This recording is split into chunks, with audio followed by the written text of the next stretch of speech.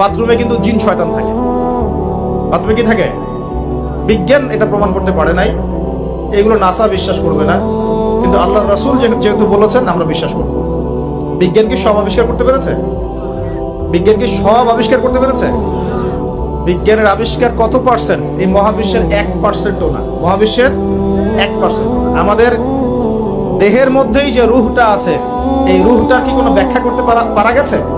রুহটা কেমন, কঠিন না তরল না বায়বীয়, ব্যাখ্যা করা গেছে? ইয়াসআলুনাকা আনির রূহ কুলির রূহু মিন আমরি রাব্বি ওয়া মা উতীতুম মিনাল ইলমি ইল্লা কলিলা। আল্লাহ পাক বলছেন, হে নবী, তারা তোমাকে রূহ সম্পর্কে জিজ্ঞাসা করে, আত্মা সম্পর্কে জিজ্ঞাসা করে, তুমি বলে দাও এটা তোমার রবের আদেশ মাত্র। রবের আদেশে এসেছে, আদেশেই চলে যাবে। আর এ বিষয়ে তোমাদেরকে বেশি জ্ঞান দেয়া হয় নাই। তাহলে এই জ্ঞান কি দেয়া হয়েছে আমাদেরকে?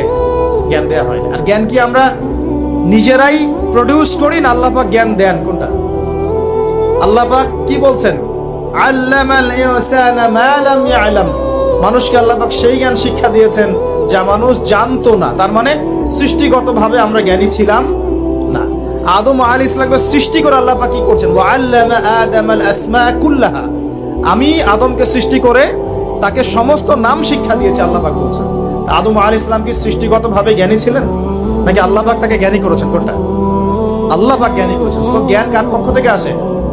আল্লাহর পক্ষ থেকে। এটাই হচ্ছে ওয়াকুলিল হাক্কু মির রাব্বিকুম, হক বা সত্য জ্ঞান তোমার রবের পক্ষ থেকে আসে।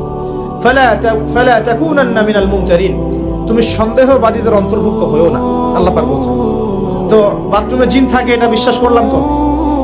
প্রিয় ভাইয়েরা, যদি আমরা প্রকৃত অর্থেই মন থেকে নামাজ আদায় করতে পারি, নামাজ যদি কবুল হয়, আল্লাহ রাসূল বলছেন নামাজ মানুষকে পাপাচার থেকে দূরে রাখে।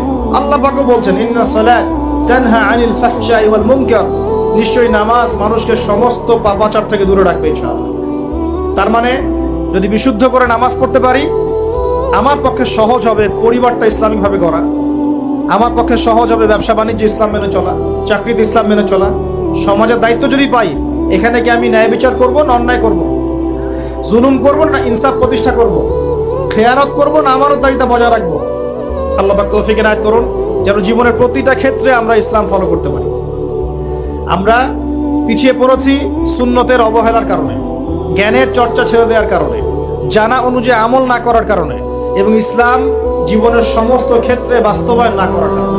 আমি কি বোঝাতে পারছি ভাই? আরো পিছিয়ে পড়েছি হারাম রিজিক খাওয়ার পিছনে। হারাম রিজিক খেয়েছি, দোয়া কবুল হচ্ছে না, পিছিয়ে পড়ছি আমরা।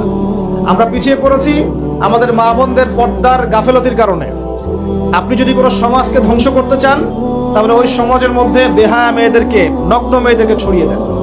যদি আপনি কোনো সমাজকে ধ্বংস করতে চান, যুব সমাজের মধ্যে মাদক ছড়িয়ে দেন।